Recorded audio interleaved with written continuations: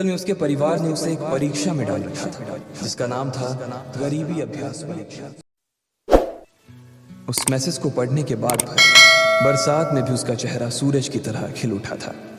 Lucky ने इस message को पढ़कर खत्म किया ही था कि उसके फोन पर बारिश की बूंदें जमा होने लगी थीं। लकी ने थोड़ी देर की खुशी मनाने के बाद याद किया कि वो सच में गरीब नहीं था। असल में उसके परिवार ने उसे एक परीक्षा में डाल रखा था जिसका नाम था गरीबी अभ्यास परीक्षा।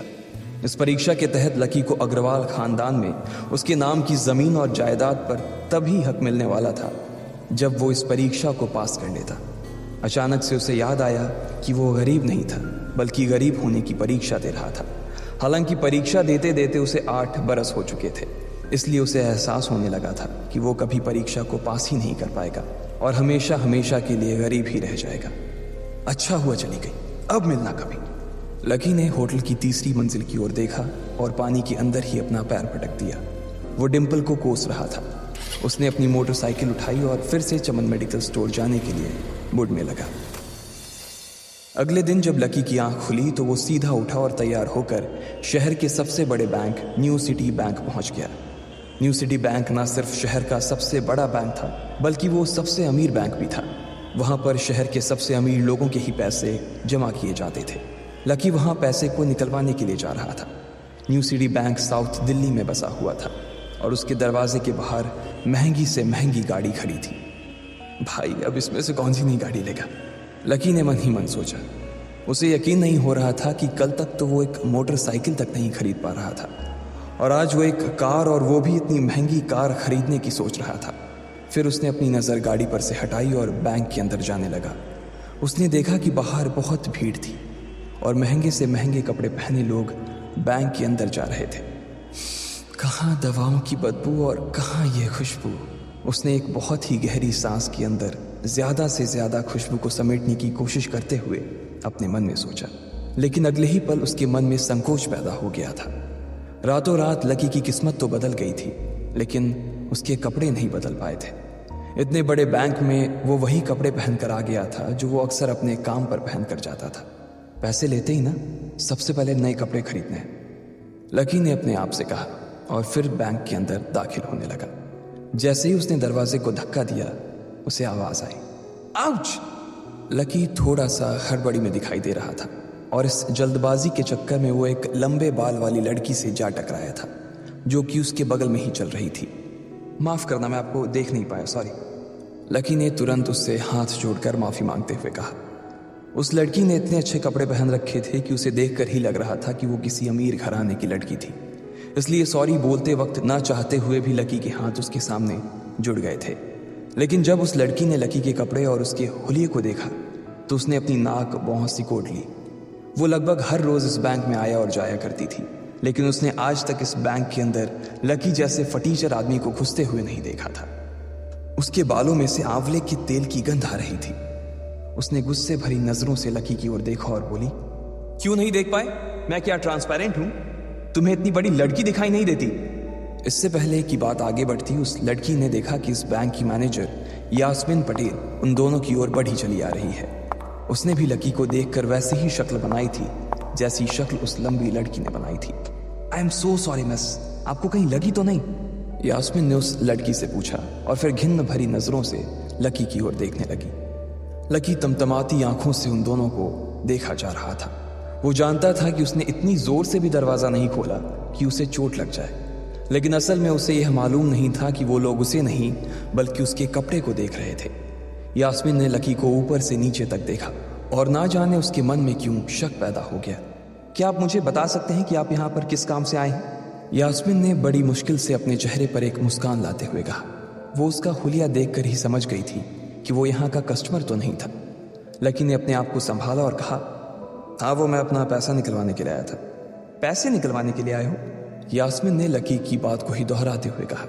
वैसे तो वो लकी की बात पर जोर से हंसना चाहती थी, लेकिन उसने अपने आप को थोड़ा सा काबू में कर लिया था। लकी की बात सुनकर उसे लग रहा था कि वो कोई पागल था जो यहाँ जबरदस्ती घुसा चला आ रहा था। हाँ, तो क्या आपके पास कार्ड है? यास्मीन ने उससे आगे पूछा। न्यू सिटी बैंक का कार्ड हासिल करना एक बहुत ही मुश्किल भरा काम था। अगर किसी को भी उस बैंक का कार्ड लेना था तो सबसे पहले उस आदमी को अपने खाते में कम से कम 5 लाख रुपए जमा करवा कर रखने पड़ते थे, तब जाकर उसे कहीं कार्ड मिलता था। लेकिन लकी तो पहली बार ही यहाँ आ रहा था, इसलिए उसके पास कार्ड होने की कोई संभावना ही नहीं थी। लकी जब यास्मीन के सवाल का जवाब नहीं दे पाया तो यास्मीन ने फिर उससे पूछा, मैं पूछ रही हूँ कि आपके पास कार्ड है? वो समझ गई थी कि लकी पागल ही था, जो कहीं से भागकर सीधा उनके बैंक में आ गया था। कार्ड नहीं मेरे पास।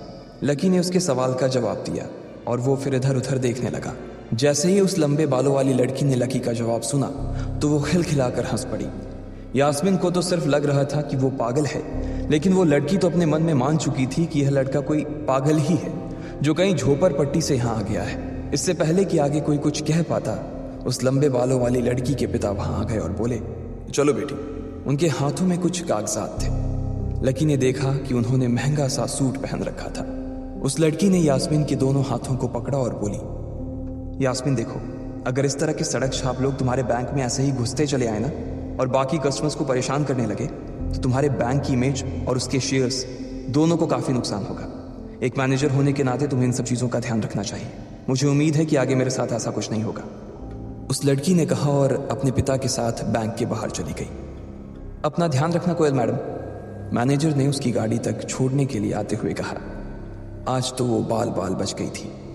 कोयल और उसके पिता इस बैंक के सबसे पुराने और सबसे वफादार कस्टमर्स थे।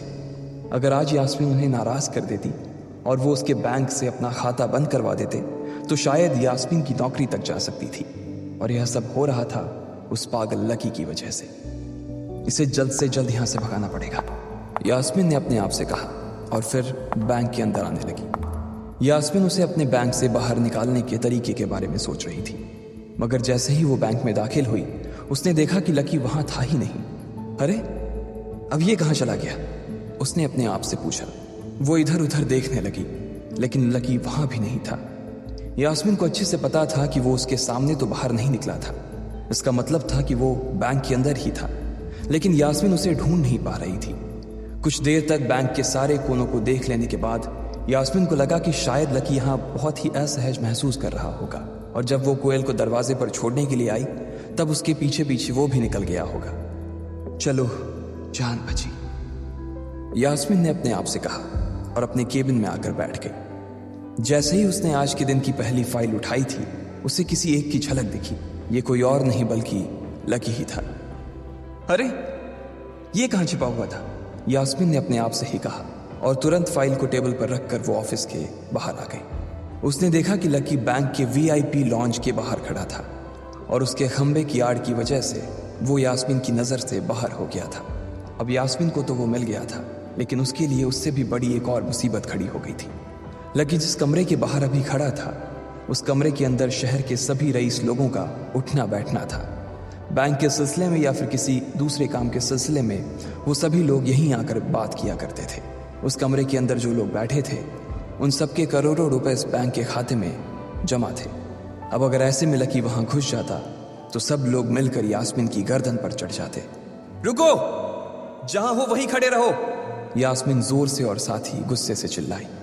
बाकी के लोग जो वहां खड़े थे वो यास्मीन की ये चीख सुनकर डर गए थे। कुछ लोगों को उसकी इतनी जोर से आवाज करने की वजह से गुस्सा भी आ गया था और यास्मीन सबसे मुस्कुराते हुए माफी मांगकर आगे बढ़ती जा रही थी। वो लकी को किसी भी तरह से उस कमरे में जाने से रोकना चाहती थी, लेकिन उससे पहले ही वो उस कमरे के अंदर दाखिल हो चुका था। अरे यार, ये आदमी है या गधा? यास्मीन ने अपना ही सिर पीटते हुए कहा और वो भी उस कमरे के दरवाजे की ओर बढ़ने लगी। उसने उस कमरे का दरवाजा खोलने की कोशिश की, लेकिन वो अंदर से लॉक हो गया था। बाप रे, ये कैसा आदमी है? बिना परमिशन के अंदर घुसा तो घुसा, लेकिन दरवाजा भी अंदर से बंद कर लिया। अब यास्मीन की सांसें फूलती जा रही थी। उसे बहुत डर लग रहा था। उसका जी यह सोचकर घबराए जा रहा था कि ना जाने अंदर लकी और उस रिलेशन मैनेजर के बीच क्या हो रहा होगा। इधर जैसे ही लकी कमरे में दाखिल हुआ, वहां का कस्टमर रिलेशन मैनेजर जो कि सोफे पर फैला हुआ था, वो उसे देखते ही अचानक सीधा बैठ गया। हेलो सर, कैसे हैं आप? उसके मुंह से बिना लकी को देखते हुए ये शब्द निकले। उसे याद था कि इस कमरे में कुछ खास लोग ही आते थे और जो भी आते थे यास्मीन उनके आने की खबर उसे पहले ही दे देती थी। लेकिन इस वक्त जो आदमी उसके सामने खड़ा था उसे देखते ही वो अपनी जगह पर जम गया था। ना तो वो कहीं से भी वीआईपी लग रहा था और ना ही वो उसका कोई रिश्तेदार था। कौन हो भाई तुम? क्या चाहिए तुम्हें? उस मैनेजर ने 20 साल के जवान लड़के को देखते हुए कहा। मैं यहाँ अपना पैसा लेने आया हूँ। लकी ने सीधे मुद्दे की बात को मैनेजर के सामने रखते हुए कहा। तुम्हारे पास हमारा सुप्रीम कार्ड है? मैनेजर ने उससे ऊपर से नीचे तक देखा और पूछा। नहीं नहीं, मेरे पास कोई कार्ड नहीं है, लकी ने कहा। तो फिर हम तुम्हें कोई पैसा नहीं दे सकते। चलो अभी दरवाज़ा खोलो और सीधा बाहर निकलो, मैनेजर ने कहा और सोफे पर से उठ गया। नहीं, मैं अपना पैसा लिए बिना नहीं जाऊंगा यहाँ से, लकी भी जिद पर अड़ गया। अरे बोला ना, बिना कार्ड वाले को पैसा नहीं मिलता है, और वो भी पैसा होगा तब तो मिलेगा ना, मैनेजर ने उसके करीब आते हुए कहा। अरे पैसा है तभी तो निकालने आया हूं सर, लकी ने कहा। देख, फालतू की बहस मत कर सुबह सुबह, वरना मैं सिक्योरिटी को बुला लूंगा तो वो लोग मार मार कर बाहर निकालेंगे तुझे। लकी यह सुनकर घबरा गया था। मैनेजर के चेहरे का गुस्सा उसे साफ नजर आ रहा था, लेकिन ऐसा भी नहीं था कि वो झूठ बोल रहा था। भले ही उसके पास कार्ड नहीं था, लेकिन इसका मतलब ये नहीं था कि वो अग्रवाल खानदान का लड़का नहीं था। जैसे जैसे मैनेजर उसकी ओर बढ़ता चला जा रहा था, लकी का डर भी बढ़ता जा रहा था। मैनेजर को लग रहा था कि वो कोई संकी था और वो उसे धक्का मारकर बाहर निकालने के लिए आगे बढ़ ही रहा था कि अचानक घबराए हुए लकी के दिमाग में एक आइडिया आया। फिंगरप्रिंट! उसने अपना अंगूठा कमरे में मौजूद उस मैनेजर के सामने उठाते हुए कहा। फिंगरप्रिंट? कौन सा फिंगरप्रिंट? मैनेजर ने चौंकते हुए पूछा। अरे अरे, आपने कहा ना कि आपको कार्ड चाहिए, पर मेरे पास कार्ड नहीं है, फिंगरप्रिंट है, और मुझे मालूम है कि आपके यहाँ फिंगरप्रिंट से भी पैसे निकलते हैं। यह कहते ही लकी ने एक राहत की सांस ली थी, लेकिन मैनेजर को यह समझ नहीं आ रहा था कि आखिर लकी को फिंगरप्रिंट की जानकारी मिली कैसे। तुम फिंगरप्रिंट यूज करना चाहते हो? मैनेजर ने लकी को घूरते हुए पूछा। लकी की शक्ल और उसका हुलिया मैनेजर के लिए उसकी बातों से मेल नहीं खा रहा था। हाँ, मैं फिंगरप्रिंट यूज करना चाहता हूं सर, लकी ने सीना चौड़ा करते हुए कहा। उसे इस तरह देख तो मैनेजर और भी कंफ्यूज हो गया था। मैनेजर ने सोचा कि उसे एक चांस देना चाहिए, इसलिए उसने लकी को फिंगरप्रिंट इस्तेमाल करने की इजाजत दे दी थी।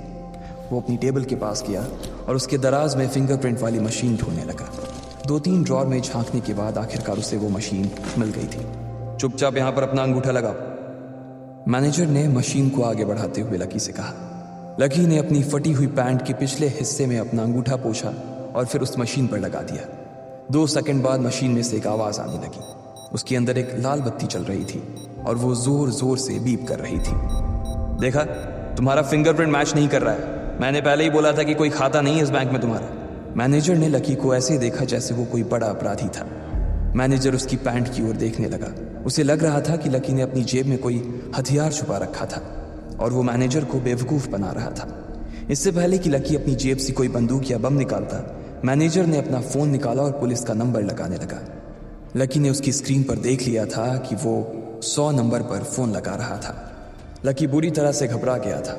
वो बहुत ही उत्साह और जोश में अंदर तक तो चला गया था, लेकिन उसे मालूम नहीं था कि वो इतनी बड़ी मुसीबत में फंसने वाला है।